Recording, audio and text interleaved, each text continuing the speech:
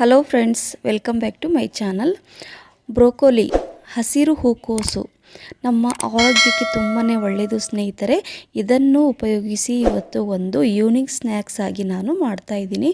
ತುಂಬಾ ಒಳ್ಳೆಯದು ಆರೋಗ್ಯಕ್ಕೆ. ಇದು ಚರ್ಮದ ಕಾಂತಿಯನ್ನು ಹೆಚ್ಚಿಸುತ್ತದೆ ಹಾಗೂ ಚರ್ಮವನ್ನು ಸುಕ್ಕುಗಟ್ಟೋದನ್ನು ಕೂಡ ತಡೆಗಟ್ಟುತ್ತದೆ ಅಂತ ಹೇಳ್ಬೋದು. ಇನ್ನೂ ಅನೇಕ ಉಪಯೋಗಗಳು ಇವು ನಮ್ಮ ದೇಹಕ್ಕೆ ಮಾಡುತ್ತದೆ ಅಂತ ಹೇಳ್ಬೋದು. ನೋಡಿ, ಬ್ರೊಕೋಲಿನ ನಾನು ತೊಳೆದ್ಬಿಟ್ಟು ಸಣ್ಣಕ್ಕೆ ಈ ಥರ ಪೀಸಸನ್ನು ಮಾಡಿ ಇಟ್ಕೊಂಡಿದ್ದೀನಿ. ಈ ಥರ ಪೀಸಸ್ ಮಾಡಿಕೊಂಡು ಇಟ್ಕೋಬೇಕು. ಹಾಗೆ ಒಂದು ಕ್ಯಾಪ್ಸಿಕಮ್, ಒಂದು ಈರುಳ್ಳಿನ ಉದ್ದಕ್ಕೆ ಹೆಚ್ಚಿಕೊಂಡು ಇಟ್ಕೊಂಡಿದ್ದೀನಿ. ಹಾಗೆ 250 ಗ್ರಾಮ್ ಅಷ್ಟು ಪನ್ನೀರನ್ನು ಕೂಡ ಪೀಸಸ್ ಆಗಿ ಮಾಡಿ ಇಟ್ಕೊಂಡಿದ್ದೀನಿ.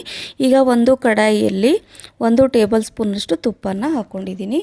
ತುಪ್ಪ ಕರಗಿದ ನಂತರ ಇಲ್ಲಿ ನಾವು ಮೊದಲು ಬ್ರೋಕೋಲಿನ ಅಂದರೆ ಹಸಿರು ಹೂಕೋಸನ್ನು ಮೊದಲು ಶಾಲೋ ಫ್ರೈ ಮಾಡ್ಕೊಳ್ಳೋಣ.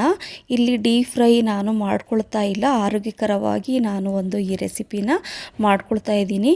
ಈವ್ನಿಂಗ್ ಸ್ನ್ಯಾಕ್ಸ್ ಆಗಿ ಎಲ್ಲರೂ ತಿನ್ಬೋದು, ಅಷ್ಟು ರುಚಿಯಾಗಿರುತ್ತೆ. ಈ ರೀತಿಯಾಗಿ 2 ರಿಂದ 3 ನಿಮಿಷ ಇದನ್ನು ಶಾಲೋ ಫ್ರೈ ಮಾಡ್ಕೋಬೇಕು. ಹೈ ಫ್ಲೇಮಲ್ಲೇ ಮಾಡ್ಕೊಳ್ಳಿ. ಇವಾಗ ಒಂದು ಪ್ಲೇಟಲ್ಲಿ ಇದನ್ನು ನಾನು ತೆಗೆದಿಟ್ಕೊಳ್ತಾ ಇದ್ದೀನಿ. ಅದೇ ಕಡಾಯಿಯಲ್ಲಿ ನಾನು ಈಗ ಇನ್ನೊಂದು ಟೇಬಲ್ ಸ್ಪೂನಷ್ಟು ತುಪ್ಪನ ಹಾಕ್ಕೊಂಬಿಟ್ಟು, ಇಲ್ಲಿ ಎಣ್ಣೆ ನಾನು ಉಪಯೋಗ ಮಾಡ್ತಾ ಇಲ್ಲ ಸ್ನೇಹಿತರೆ, ನೀವು ನೋಡ್ತಾ ಇರ್ಬೋದು. ಸೊ ತುಪ್ಪ ಕರಗಿದ ನಂತರ ಸಾಸಿವೆ, ಜೀರಿಗೆ ಸ್ವಲ್ಪ ಹಾಕ್ಕೊಳ್ಳಿ, ಏಲಕ್ಕಿ 1, ಲವಂಗ, ಹಾಗೆ ಸ್ವಲ್ಪ ಚಕ್ಕೆ, ಪಲಾವ್ ಎಲೆ. ಇದನ್ನು ಸ್ವಲ್ಪ ಲೋ ಫ್ಲೇಮಲ್ಲೇ ಇದನ್ನು ಹುರ್ಕೊಳ್ಳೋಣ. ಹಾಗೆ ಈರುಳ್ಳಿ ಕೂಡ ಹಾಕ್ಕೋಬೇಕು. ಈರುಳ್ಳಿ ಹಾಕ್ಕೊಂಡ್ಮೇಲೆ ಹೈ ಫ್ಲೇಮ್ ಮಾಡ್ಕೊಳ್ಳಿ. ಹೈ ಫ್ಲೇಮ್ ಮಾಡಿಕೊಂಡೇ ಇದನ್ನು ನಾವು ಫ್ರೈ ಮಾಡ್ಕೋಬೇಕು. ಆವಾಗ ಕ್ರಂಚಿಯಾಗಿ ಬರುತ್ತೆ, ತಿನ್ನಲಿಕ್ಕೆ ತುಂಬ ರುಚಿ ಇರುತ್ತೆ, ಸಾಫ್ಟಾಗಿ ಆಗಲ್ಲ. ಸ್ವಲ್ಪ ಕ್ರಂಚಿಯಾಗಿದ್ರೇ ಚೆನ್ನಾಗಿರುತ್ತೆ ಈ ರೆಸಿಪಿ. ಸೊ ಇದನ್ನು ಕೂಡ ಒಂದು 2 ನಿಮಿಷ ತುಪ್ಪದಲ್ಲೇ ಇದನ್ನು ಫ್ರೈ ಮಾಡ್ಕೊಳ್ಳೋಣ. ನಂತರ ಇಲ್ಲಿ ಪನ್ನೀರನ್ನು ಕೂಡ ಹಾಕ್ಕೊಂಡಿದ್ದೀನಿ. ಹಾಗೆ ಹಸಿ ಬಟಾಣಿ ಕೂಡ ನಾನು ಹಾಕ್ಕೊಂಡಿದ್ದೀನಿ. ಹಸಿ ಬಟಾಣಿ ಪನ್ನೀರ್ ಅದನ್ನು ಕೂಡ ನಾವೇನು ಜಾಸ್ತಿ ಬೇಯಿಸ್ಕೊಳ್ಳುವಂತಹ ಅವಶ್ಯಕತೆ ಇರಲ್ಲ, ಯಾಕಂದರೆ ಇದು ಹಸಿ ಬಟಾಣಿ ಬೇಗನೆ ಬೇಯ್ಕೊಳ್ಳುತ್ತೆ. ನೋಡಿ, ಪನ್ನೀರನ್ನು ನಾನು ಈ ರೀತಿಯಾಗಿ ಕಟ್ ಮಾಡಿ ಇಟ್ಕೊಂಡಿದ್ದೀನಿ. ಇದನ್ನು ಸಾಯಂಕಾಲ ಮಕ್ಕಳು ಸ್ಕೂಲಿಂದ ಬಂದಾಗ ಅಥವಾ ಯಾರೇ ಈವ್ನಿಂಗ್ ಟೈಮಲ್ಲಿ ಯಾರೇ ಬಂದರೂ ಆವಾಗವಾಗ ಈ ಥರ ಮಾಡಿಕೊಡಿ. ಈಗ ಹೆಚ್ಚಿರುವಂತಹ ಕ್ಯಾಪ್ಸಿಕಮನ್ನು ನಾನು ಹಾಕ್ಕೊಳ್ತಾ ಇದ್ದೀನಿ. ಕ್ಯಾಪ್ಸಿಕಮ್ ಕೂಡ ಕ್ರಂಚಿಯಾಗಿ ಇರಬೇಕು, ಜಾಸ್ತಿ ಮೆತ್ತಗೆ ಆಗೋ ಥರ ಬೇಯಿಸ್ಕೋಬಾರ್ದು. ಇದು 2 ರಿಂದ 3 ನಿಮಿಷ ಬೇಯಿಸ್ಕೊಂಡ ನಂತರ ಮೊದಲೇ ನಾವು ಬ್ರೊಕೋಲಿ ಅಂದರೆ ಹಸಿರು ಹೂಕೋಸನ್ನು ನಾವು ಶಾಲೋ ಫ್ರೈ ಮಾಡಿದ್ದೀವಿ ಅಲ್ವಾ, ಅದನ್ನು ನಾನು ಈಗ ಇದರಲ್ಲಿ ಇದನ್ನು ಹಾಕ್ಕೊಂಡು ಎಲ್ಲ ಮಿಕ್ಸ್ ಮಾಡ್ಕೋಬೇಕು. ಹೈ ಫ್ಲೇಮಲ್ಲೇ ನಾನು ಇದನ್ನು ಮಾಡ್ಕೊಳ್ತಾ ಇದ್ದೀನಿ. ತಟ್ಟಂತ ಆಗುತ್ತೆ ಸ್ನೇಹಿತರೆ. 10 ನಿಮಿಷದಲ್ಲಿ ಆಗುವಂತಹ ಈ ಒಂದು ರೆಸಿಪಿ ಆರೋಗ್ಯಕ್ಕೆ ತುಂಬಾ ಒಳ್ಳೆಯದು. ನಾವು ಆವಾಗವಾಗ ಪನ್ನೀರು ಐಟಮನ್ನು ತಿಂತೀವಿ, ಆದರೆ ಡೀಪ್ ಫ್ರೈ ಮಾಡಿ ತಿಂತಾ ಇರ್ತೀವಿ ಅಲ್ವಾ. ಹಾಗಾಗಿ ಅದನ್ನೆಲ್ಲ ಬಿಟ್ಟು ಈ ರೀತಿಯಾಗಿ ಆರೋಗ್ಯಕರವಾಗಿ ಈ ರೀತಿ ಶಾಲೋ ಫ್ರೈ ಮಾಡಿ ತಿನ್ಬೋದು ಅಂತ ನಾನು ಈ ರೆಸಿಪಿನ ನಿಮಗೆ ಹೇಳ್ಕೊಡ್ತಾ ಇದ್ದೀನಿ.